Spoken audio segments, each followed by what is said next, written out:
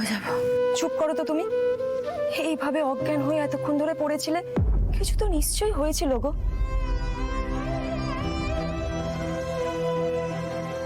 শুধুমাত্র শুক্তারাকে বাঁচাতে, আমাদের পেটের ভাতের জন্য তুমি ওই খারাপ লোকটাকে বিয়ে করে নিলে।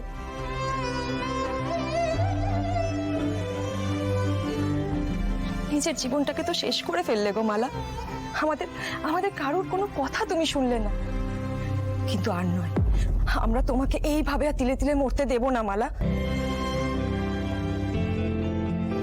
একদম ঠিক বলেছে। আচ্ছা, তোমার বরকে তো কোথাও দেখতে পাচ্ছি না। শোনো, এটাই সুযোগ। আমি দাদু আর দিদাকে নিয়ে চলে আসি, তারপর চলো সবাই মিলে এই বাড়ি ছেড়ে চলে যাই। না বিন্তি, তোমরা কেন বুঝতে পারছো না?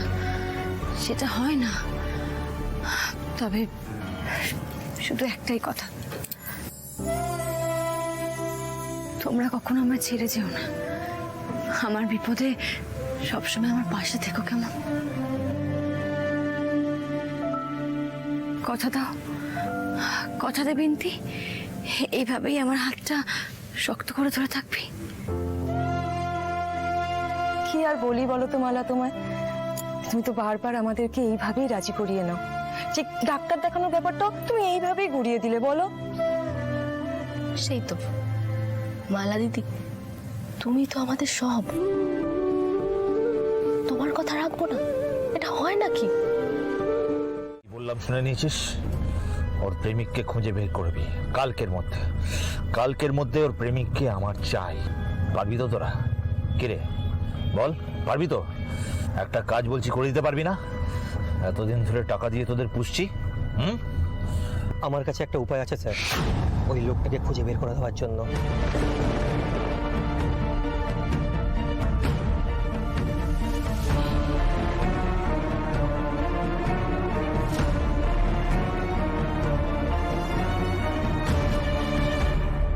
আর কোনো পথ নেই? চন্দ্রশীল রায়কে ওই লোকটার কাছে ছোট হতে বলছিস, হেল্প চাইতে বলছিস? এছাড়া আর কোনো উপায় নেই স্যার। একমাত্র এইভাবেই ওই লোকটাকে খোঁজা সম্ভব। না হলে স্যার এত লোকের মাঝখান থেকে ওই একটা লোককে কি করে খুঁজবো? আপনিই ভেবে দেখুন স্যার।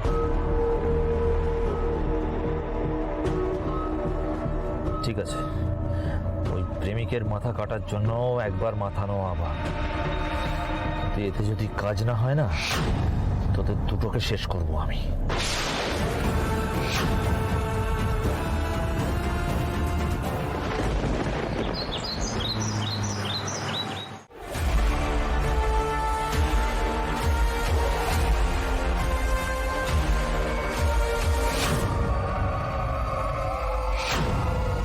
এই লোকটা কি বলতে চাইছে? শ্যামলীর প্রেমিক মানে? আপনার বউয়ের প্রেমিক? হ্যাঁ, প্রেমিক। কথাটা শুনে খুব মজা পেলে মনে হচ্ছে। এত মজা পাওয়ার কিছু হয়নি। বউয়ের প্রেমিক আছে জেনেও চন্দ্রশীষ রায় তাকে বিয়ে করেছে, এর জন্য তার ধন্য হয়ে যাওয়া উচিত। মাই গুডনেস, তার মানে শ্যামলী ওনাকে জানিয়েছেন যে শ্যামলী অন্য কাউকে ভালোবাসেন। এই লোকটা তাহলে জোর করে ওনাকে বিয়ে করেছে। কিন্তু এই লোকটার কাছে শ্যামলী বর্ণমালা। কি হচ্ছে কিছু বুঝতে পারছি না। না সবটা জানতে হবে আমাকে। But one thing is clear to me, যে শ্যামলী নিজের ইচ্ছার বিরুদ্ধে গিয়ে এই বিয়েটা করেছে। এ বাবা, তোমাকে এতক্ষণ দাঁড় করিয়ে রেখে দিয়েছি। আরে বসো বসো।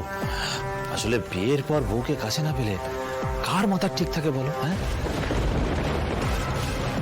বুঝতেই পারছো, বাড়ির কথা বাইরের লোককে বলতে কি ভালো লাগে?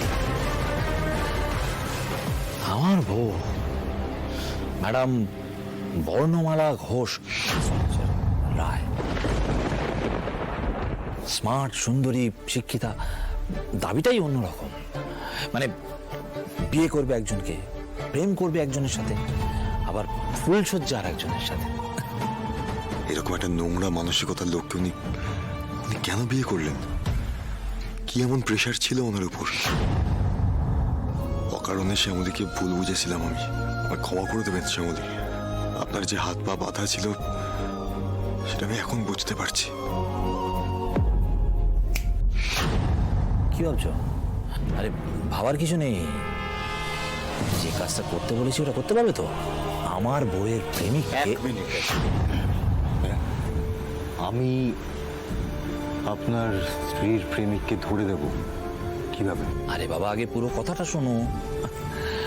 দেখো, আমার বিয়ের দিন রাত্রিরে আমার বউয়ের প্রেমিক এসেছিল সঙ্গে গিফট নিয়ে। তাতে এবার একটা প্রেমের কবিতা লিখে দিয়েছিল। উপহারটা দিতে এলাম। আচ্ছা, তার মানে ওই সব দেখেই ভাবতে পারছি না শ্যামলীর সঙ্গে কি জানি কি ব্যবহার করছে এই শয়তানটা। দেখো, আমি ব্যবসায়ী লোক, বিজনেসের ক্ষেত্রে আমি বাজারে কোনো কম্পিটিটর রাখি না। বইয়ের ক্ষেত্রেও কোনো রকম কম্পিটিটর রাখবো না। তোমাকে ডাকার কারণ হলো, বিয়ের দিন কারা কারা এসছিল তার লিস্ট তোমার কাছে আছে। যারা এসছিল ধরো লোকেশনের জন্য, পার্কিংয়ের জন্য, ভ্যালের জন্য তোমাদের ফোন করেছিল। সেইখান থেকে তুমি লিস্টটা তৈরি করবে। ওই 40-42 হবে, ওই রকম পুরুষদের একটা লিস্ট তুমি তৈরি করবে। মানে আমার বইয়ের পোটেনশিয়াল প্রেমিকের লিস্ট। লিস্টটা পাওয়া গেলে আমার বইয়ের প্রেমিককেও খুঁজে পাওয়া যাবে। আর ধরলে কি করবে? রায় ইন্ডাস্ট্রিজের অর্ধেকটা তার নামে লিখে দেবো, দিয়ে তারপর 2 বর আর 1 বউ মিলে থাকবে।